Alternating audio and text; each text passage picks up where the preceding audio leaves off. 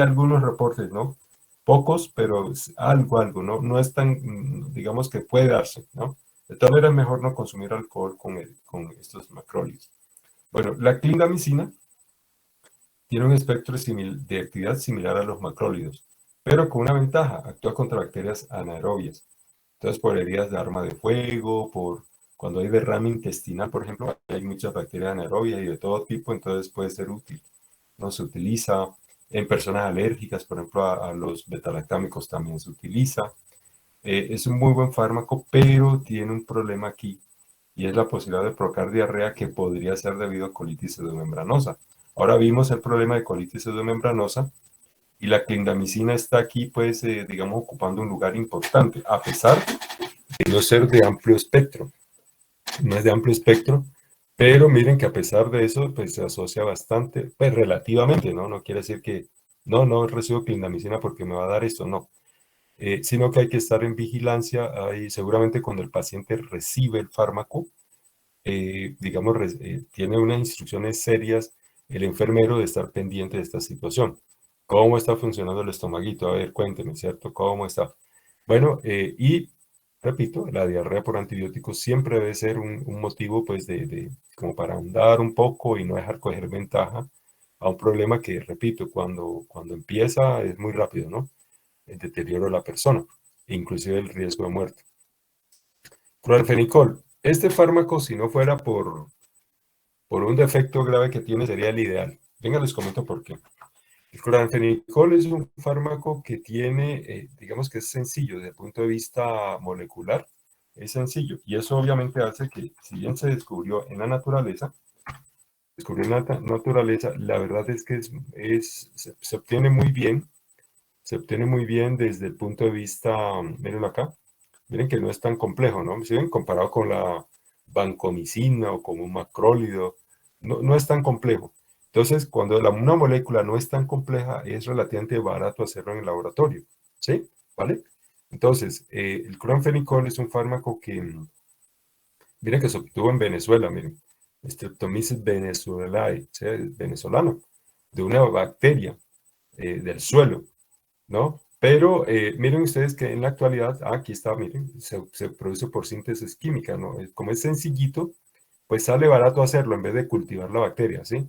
Las penicilinas son más complejas, entonces hacerla en el laboratorio se puede, de hecho se hace, se puede hacer, pero sale más caro, ¿sí? Imagínense ahora una vancomicina, armar todo esto desde el punto de vista químico, uy, no, carísimo.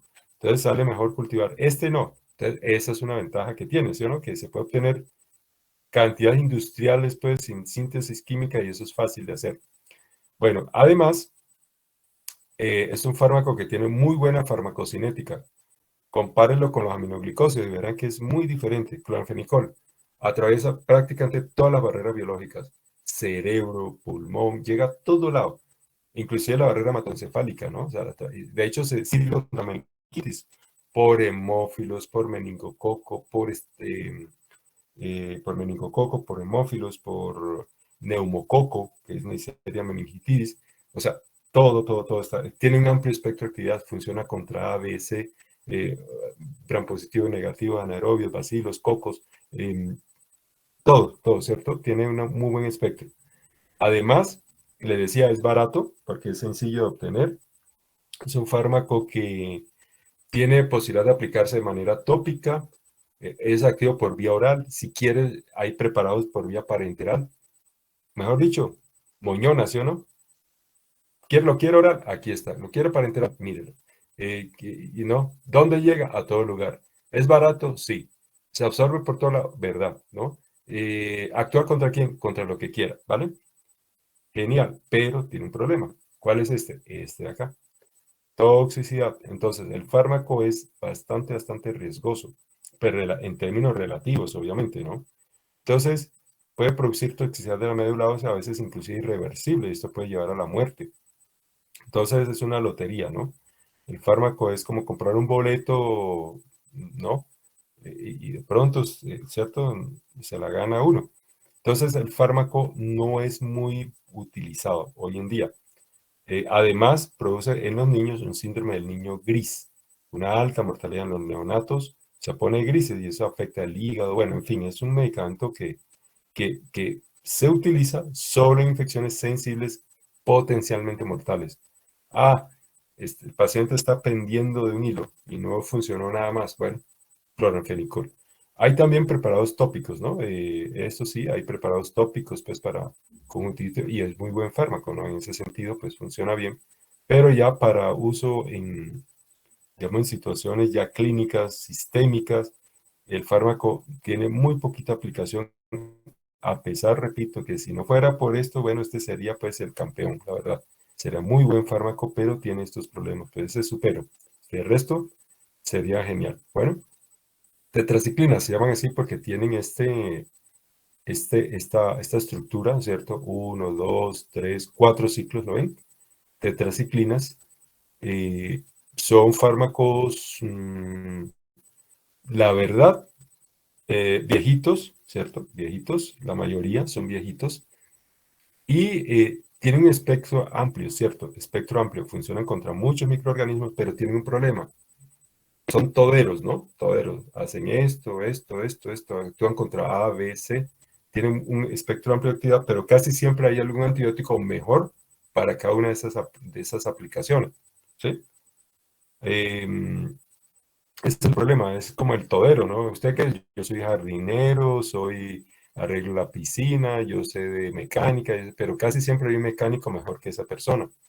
Casi siempre un jardinero mejor que se dedica a esa parte. Ese es el problema de las tetraciclinas. ¿Y por qué ha sido así? Porque como son tan viejitos, pues cierto, digamos que hay bastante resistencia. O sea, actúan contra todo, pero se usan contra casi nada. Bueno, sin embargo, hay algunas situaciones en las cuales, pues, miren que son enfermedades no muy frecuentes, por ejemplo, cólera, eso de vez en cuando, ¿no? Y brucelosis. ¿Qué provoca la brucelosis? Brucelosis, ¿quién recuerda? Mm, El, ¿De el qué hay brucelosis? consumo, el consumo de proteínas no bien cocidas, profe, o crudas, Lácteos, ¿no? Los lácteos de la vaca, lácteos. de productos lácteos, y también, bueno, también los tejidos, ¿no? Pero digamos que sobre todo la leche, ese es el problema con la brucelosis. Cólera, riquecias, el queso, pues derivados, leche y derivados, ¿no? Contra el acné funciona muy bien, la aminociclina, la limeciclina, ¿no es cierto? Son bien, bien interesantes. Les comento la brucelosis porque últimamente el ministerio le está dando mucha importancia. Por ejemplo, la leche cruda. Hay personas que se ganan la vida y lo que pasa es que la brucelosis puede ser bien, bien grave, ¿no? Muchas veces pasa desapercibida. ¿Cuántos no habremos tenido brucelosis? Aquí, por ejemplo, en Popayán, en una zona que se denomina La Variante, hace algunos años uno veía unas chivitas. Hay un señor que llevaba en un carro, incluso un carro grande, pues un buen carro, lleva unas chivitas y hay personas que les gusta, ¿no? Me han contado que aquí en un barrio donde hay una galería grande, acá en Popayán, también pues se expende ese tipo de productos y bueno, es muy rico y todo, pero y a quienes les gusta la leche cabra, la verdad es que aquí con la cabra y con las ovejas, pues hay una brucelosis inclusive más riesgosa, la produce la Brucella melitensis. Esto es Brucella abortus, que puede ocasionar aborto en los animales, claro, pérdidas económicas, pero también en el humano, ¿no? Puede hacer perder digamos, durante la gestación. Miren que es tan interesante que me va a permitir mostrarles algo aquí muy, muy rapidito, muy rapidito. Voy a cerrar acá. Esto es un seminario donde internacional, pues, de brucelosis, donde nos invitaron, había personas de varios países, de la Argentina, etcétera, digamos un seminario internacional para quien quiera aprenderle el tema. Y, y aquí participé con una conferencia, esto hace un año, una conferencia, pero no como farmacólogo, ¿no? Sino como epidemiólogo, en la parte pues, de tamaño muestra, de cómo lograr, pues, digamos, noté que en los estudios que se hacían, de pronto se podía reducir el tamaño de muestra. Y en esos estudios que se hacen pues, para determinar prevalencia, es muy importante que la práctica rinda, ¿no?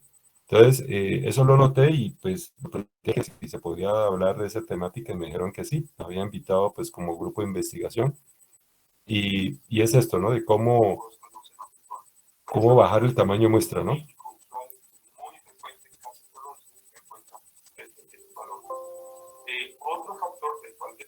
Sí, entonces aquí está, para quien lo quiera ver, pues, ¿cierto? Lo que se propone. Aquí hay otras conferencias, claro que sí, muy interesantes, inclusive internacionales. Este, por ejemplo, está en Argentina, ¿no?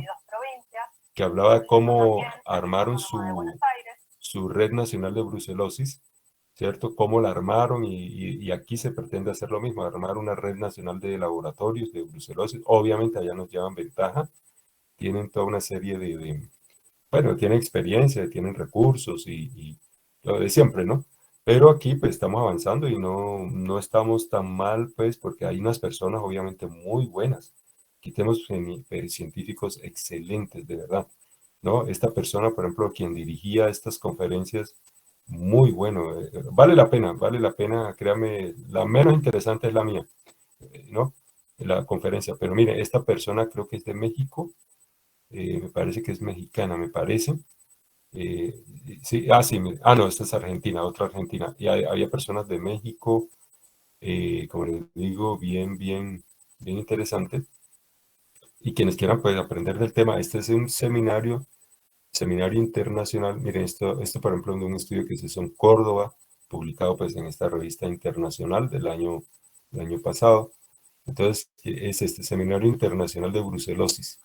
Este de aquí, la Universidad Nacional de Bogotá, está el ministerio, está el cabezote, la entrada pues es esta, aquí.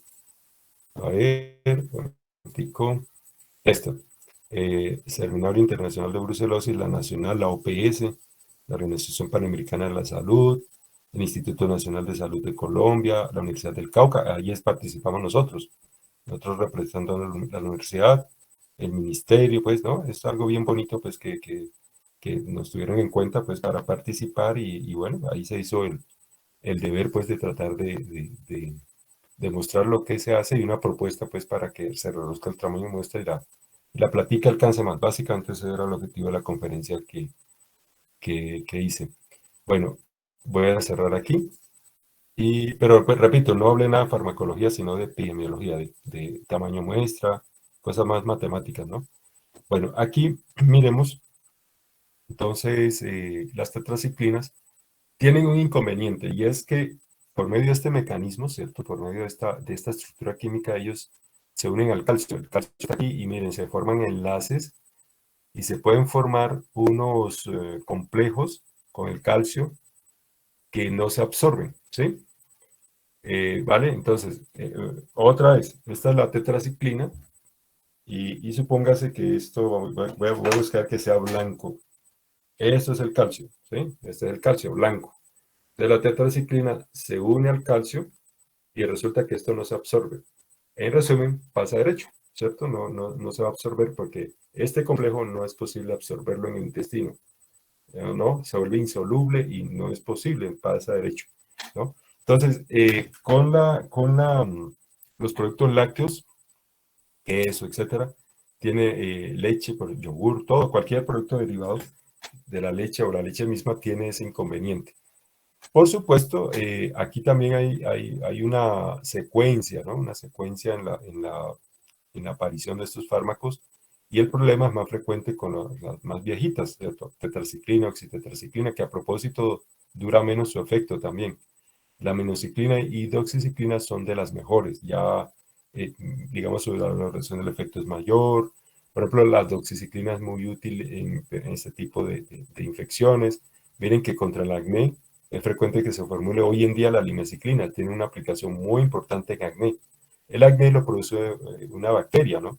La Propionobacterium acné, así se llama. Y hay que eliminarla y funciona muy bien este antibiótico junto con otras medidas, claro.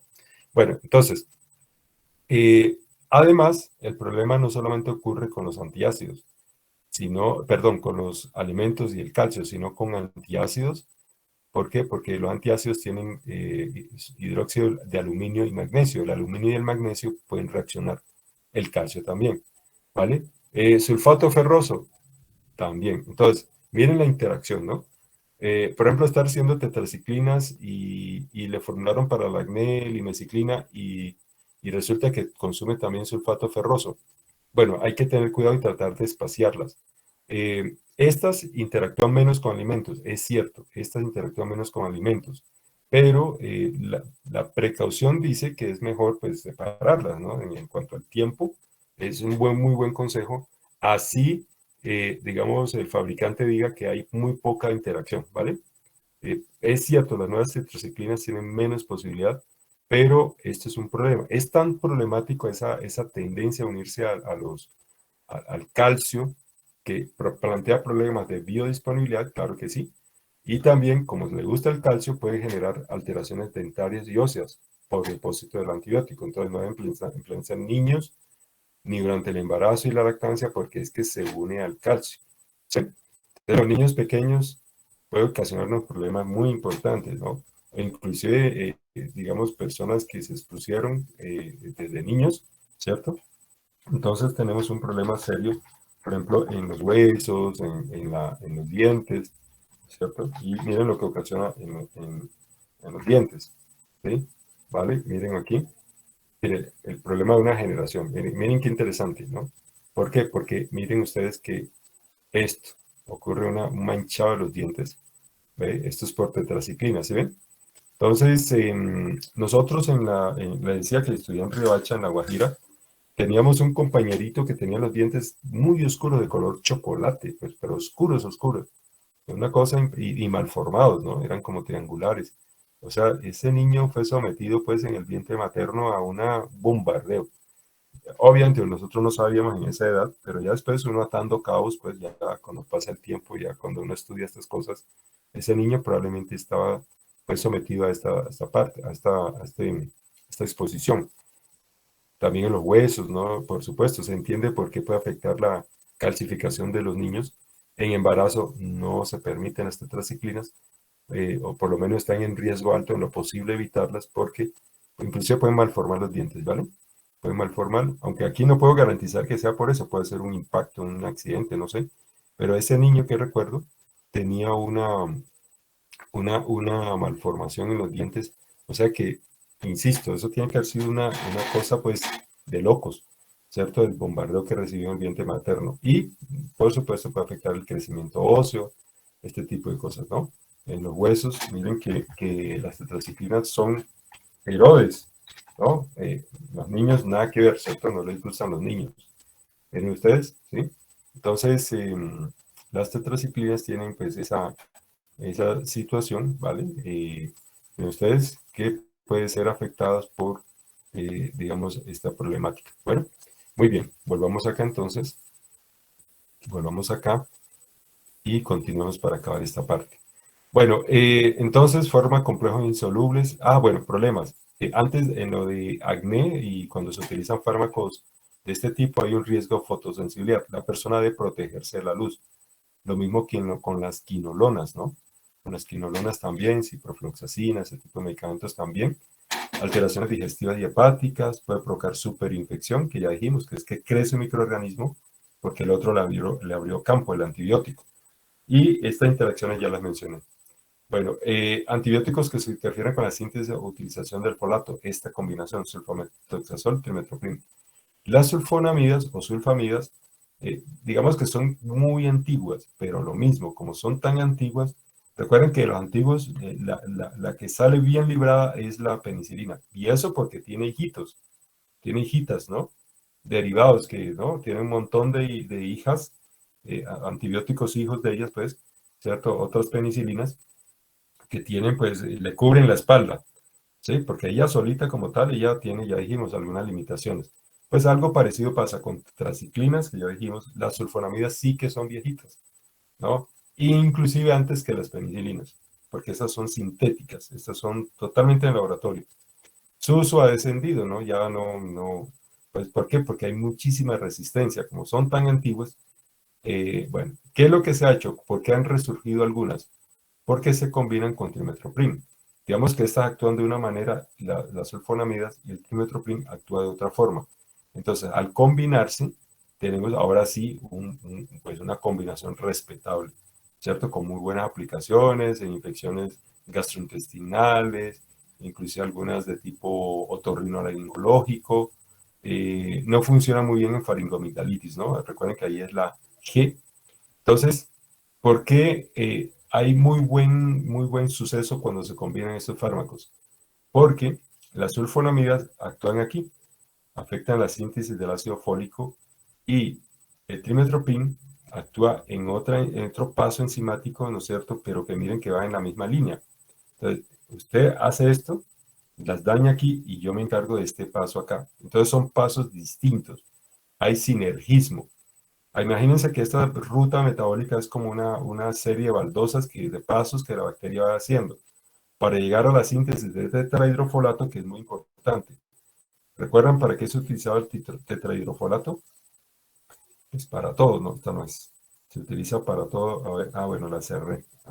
Bueno, vamos a abrirla un momentico para que recuerden esa parte. Y ustedes van a ver que se utiliza básicamente para todo. Bueno, a ver aquí, no, es esta, tampoco, es esta de acá. El trimestoprim más que todo se utiliza para cuando hay infecciones intestinales, ¿no? Cuando hay Sí, ciertas bacterias, hongos intestinales. hongos no, recuerden, hongos no, Solo en bacterias. ¿Serios?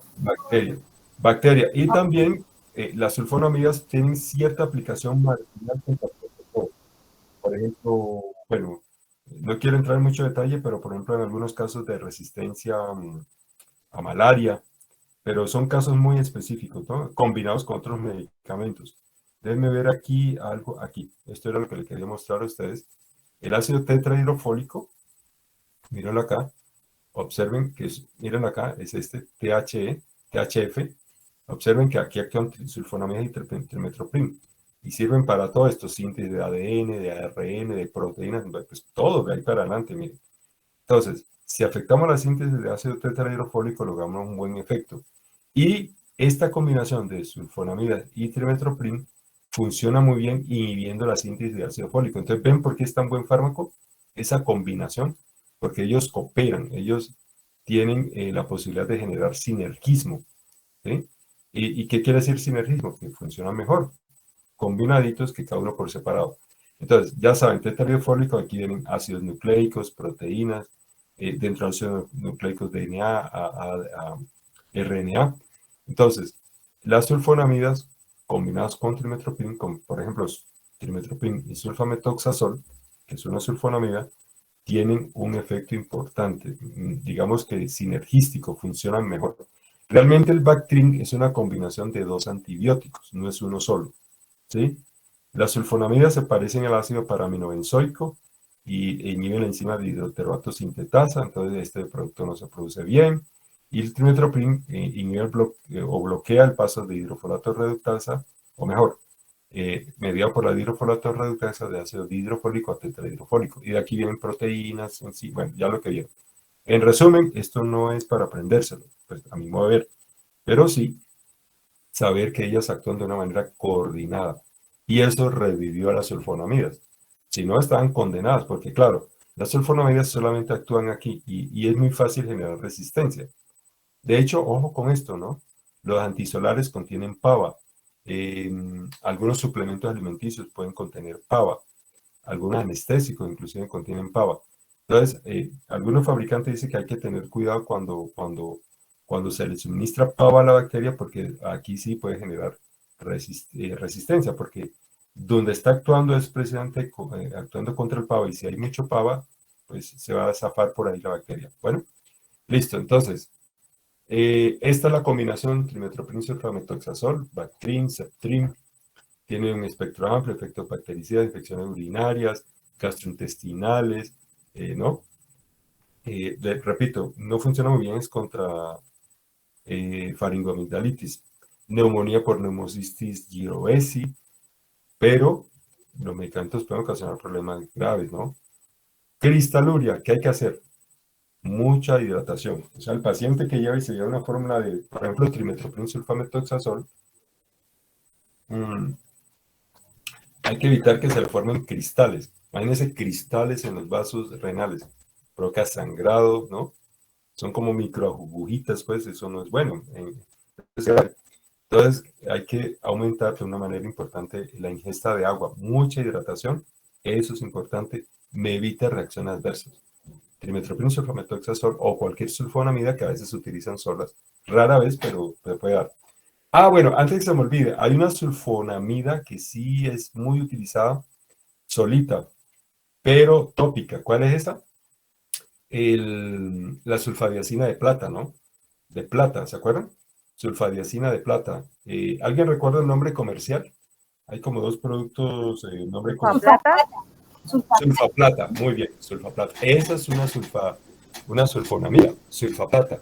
Pero contiene antibiótico y esta tiene unida la plata. Y la plata también ejerce efecto antimicrobiano, ¿no? Es un metal pesado.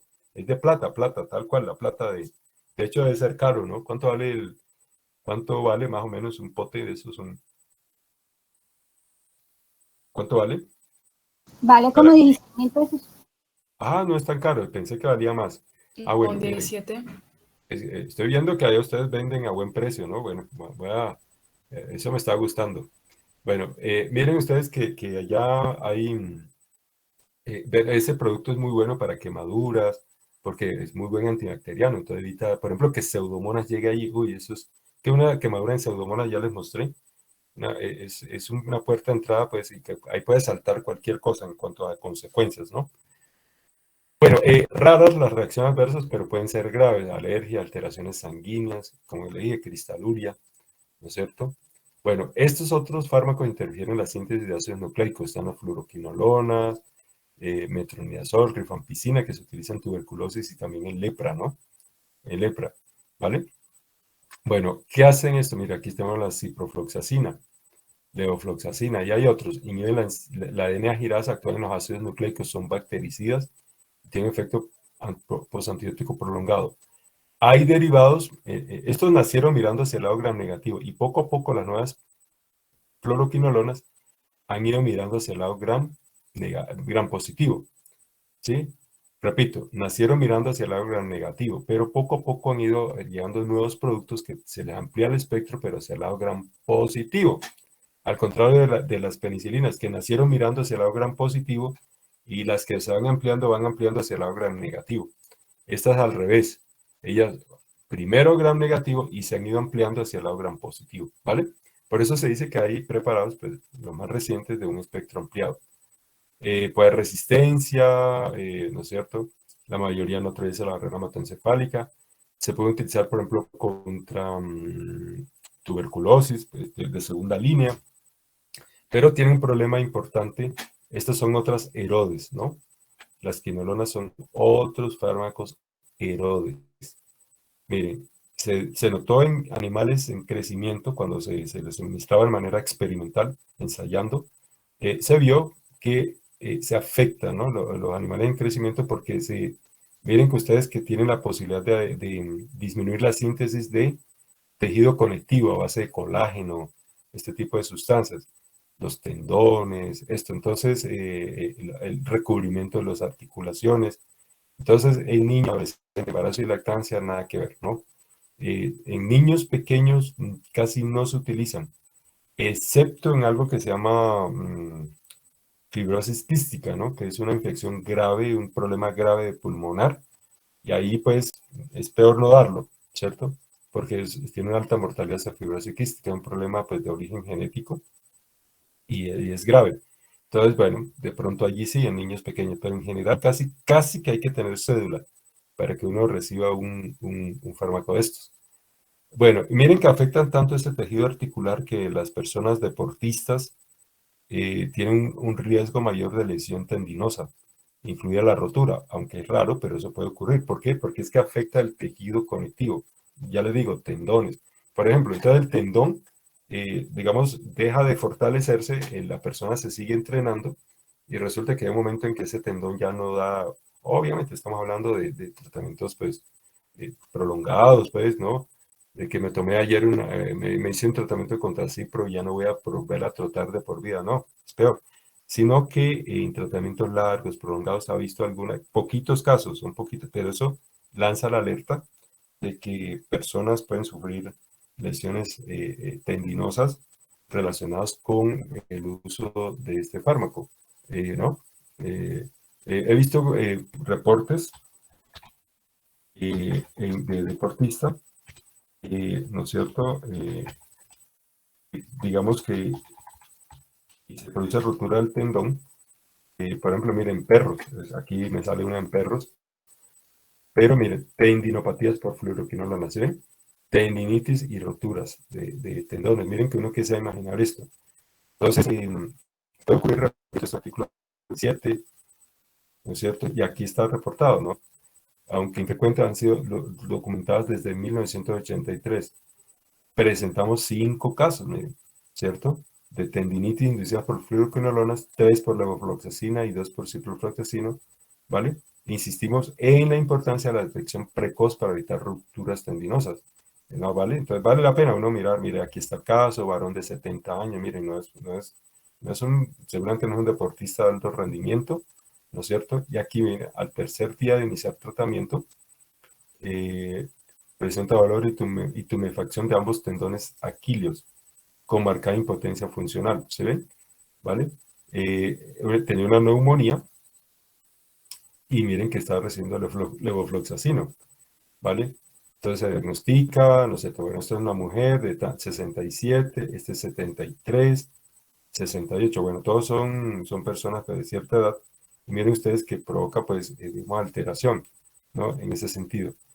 Vamos a ver, esta fue 3 días, por supuesto, esa 10 días, miren, 10 días, pero son personas de edad, ¿no? Todas, pero también puede eventualmente ocurrir en los jóvenes, obviamente en tratamientos más largos, pero miren ustedes que no es algo así tan, pues digamos que sea pues un tratamiento extremadamente largo. Vamos a ver esta persona, bueno, aquí no dice, tratamiento presenta dolor, vale, otra situación a tener en cuenta, ojo, con la epilepsia, ¿no?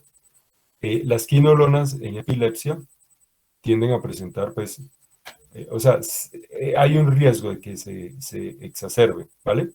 Eso también hay que tenerlo en cuenta. Bueno, mire, 7 días, miren que no es mucho, 7 días, 3 por allá, aquí 5, a ver, 5, parece sí, ¿no? 5 parece aquí, etcétera, ¿no? Entonces no son pues muy prolongados sus tratamientos, pero por supuesto, digamos, a medida que pasa más el tiempo, mayor riesgo.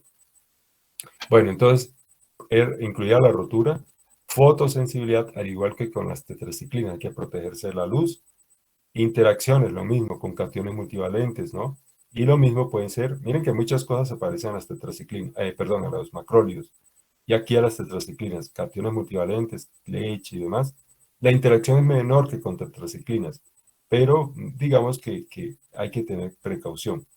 Lo mismo, inhibidores enzimáticos, no tan marcados como otros fármacos, pero también, es decir, tienen esas posibilidades de interacciones, ¿vale?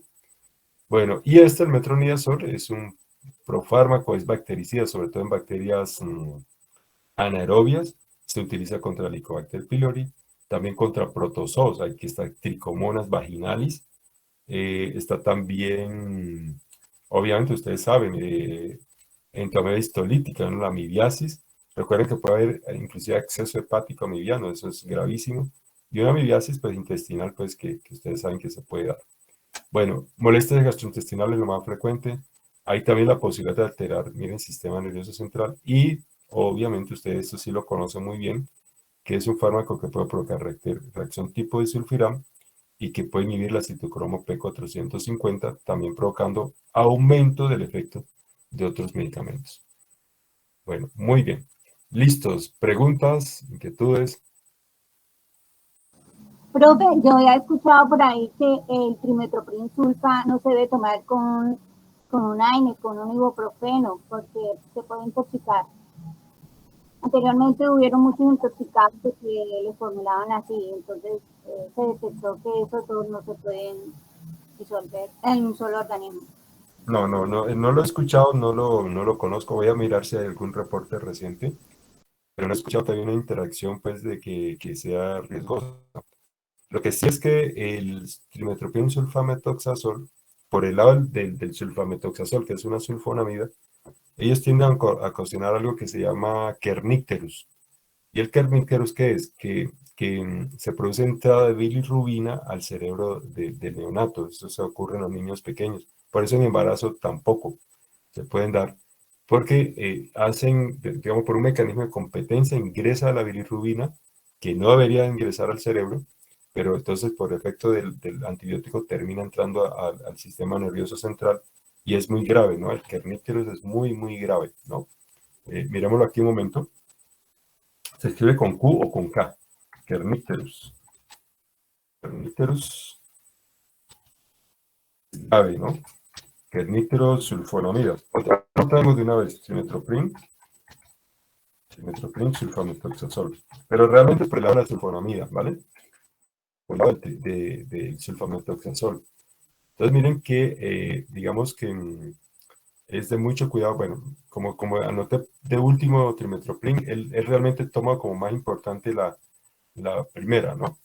Bueno, aquí está. Se puede escribir con Q o con K, como les decía, ¿no es cierto? La administración de sulfonamidas a neonatos o embarazadas en el último mes puede provocar kernicterus en el recién nacido o en el feto, debido a que estas drogas desplazan la bilirrubina de su unión a las proteínas plasmáticas. Entonces la bilirrubina está a la proteína, unida a la proteína. Ahí no tiene problema, porque está unida, está amarrada, no pasa, no se sale de la sangre. Entonces no ingresa al cerebro, está amarrada allí, ¿sí? Unida a proteínas plasmáticas. Se suministra la sulfonamida, se une a la proteína plasmática y libera bilirrubina. Y esa bilirrubina, miren que va aquí al cerebro del neonato, inclusive, repito, en caso de que inclusive antes de nacer, ¿cierto? Y miren lo que puede ocasionar, ¿no? Miren, ocasiona, pues, es una enfermedad neurológica supremamente grave, ¿no? Supremamente grave que puede ocurrir allí por entrada, kernicterus. Se traslada desde el torrente sanguíneo, pero ¿por qué? ¿Por qué no entraba antes? Porque, porque, porque está unida a las proteínas del plasma, ¿sí? Y no hay problema, no hay inconveniente. Pero llega el fármaco, se une a la proteína y le dice, es como quitarle la silla, ¿no? Levántese que ahí me voy a acomodar yo. Entonces se acomoda en la proteína y se libera la bilirrubina. Y ahora sí, libre, es una molécula relativamente pequeña y ahora sí pasa al cerebro. Además de que el neonato no tiene muy bien desarrollado este sistema, ¿no? De la barrera hematoencefálica. No, más o menos a los 2 meses que más o menos empieza a ser funcional. Entonces, el niño pequeño es muy sensible, ¿no? Penetran sustancias que porque todavía el sistema nervioso central no desarrolla muy bien su barrera hematoencefálica. Eso es grave, ¿no? Con medicamentos. Entonces, tal vez ustedes han notado que hay muchísimo que conocer de los antibióticos, muchas posibilidades como farmacéuticos de nosotros orientar a la persona. Yo quiero motivarlo a que cada vez que haya un tiempo en nuestro servicio, en los que un momento libre, estemos siempre consultando, leyendo monografías, mirando mi libro de farmacología, mirando el Vademecum, ¿no? El PLM. Yo no sé, todavía se ve mucho el PLM, yo creo que sí, Vademecum, ¿no es cierto? Y uno va mirando y yo estoy seguro que ahora con estas, digamos, este esfuerzo que ustedes están haciendo, van a leer más fácil, a entender más fácil, ¿cierto? Lo que es la literatura referida a ese tema. Entonces, miren, trimetoprim y sulfamethoxazol, les decía que es una combinación, ¿no? Es una combinación de dos antibióticos, miren, a unas concentraciones fijas, ¿no? 160 miligramos de uno y 160 miligramos, y 800 miligramos del otro. Bueno, 100 tabletas, bueno, esto es parece que fuera una oferta, lleve 100 y pague 99. Bueno, muy bien. ¿Listos y listas? ¿Listos? ¿También? ¿Alguna otra pregunta? Bueno, entonces le envío el taller, ¿no es cierto?, correspondiente a esta clase. Y la próxima, pues terminamos. Nos falta la parte respiratoria, que es corta, y toxicología es corta también, y la parte, pues, endocrina. Y listo. Profe, Muchísimas gracias. Sí, espera un momentico, conecto, un momentico que me dio el aviso y no quiero quedarme sin energía. Voy a conectar, disculpen, un segundo.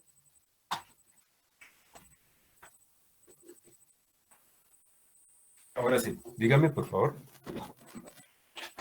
profe, una preguntita. ¿Usted nos envía el taller, el primer taller hoy, porfa? El primer taller. Sí, el que nos dio la Bueno, sí. nota. Sí, sí, yo ¿Sí se es los puedo posible? enviar. Entonces yo les contesto allí, sí, pero entonces ya ahora más tardecito, ¿vale? Voy a Ah, sí, descansar sí, un no. rato. Tranquilo, profe, Sí, muchas gracias. ya entradita a la tarde y les envío el taller, esos exámenes y me gustaría más vale entrar juntos de una sola vez y enviarle también la nota. Voy a hacer del segundo. Bueno, Julie, ¿quiere entrar? Julie, Cristian. Profe, una preguntita, ¿Sumerso llamó lista? No, hoy Ah, se me escapó, pero bueno, yo veo que están 20, estaban todos prácticamente. Voy a reportar que vinieron todos. Cristian, sí, la verdad se me escapó, pero veo que han estado todos acá. Cristian, ¿qué me quiere comentar, Cristian, por favor? Cristian Camilo. Bueno, no, se le levantó la mano de manera accidental. Bueno, Profe, entonces, usted, perdón, usted dio un placito para el examen ese que mandó, pero o sea, nosotros lo enviamos, pero creo que por estar de afán, de pronto resolvimos unas malas preguntas. ¿Esto sería posible que nos dé otro chancecito para poderlo revisar mejor y volverlo a enviar? sí, con mucho gusto, no hay inconveniente. Entonces, miren, por favor me Ok, lo envían, sí, me lo envían en ese mismo correo, ¿vale? Que no sea otro, ¿sí me entienden? O sea, en ese mismo correo que me enviaron, como si ¿no? Tomen ese y me vuelven a enviar allí para yo saber que el nuevo es el que vale, ¿sí? Porque si me quedan dos correos, no sé cuál es el que vale, ¿sí? ¿Me entienden? Porque son muchos estudiantes, ¿me entienden? O sea, tome ese correo que me envió y ahí me anexa el nuevo documento con otro nombre. O este sí es, bueno, la nueva versión. Pero en ese correo, para yo saber, y ahí no hay problema, en ese correo, ¿sí? ¿Sí me entiendes? Eso, bueno, no hay inconveniente. Bueno, con mucho gusto, gracias por la atención.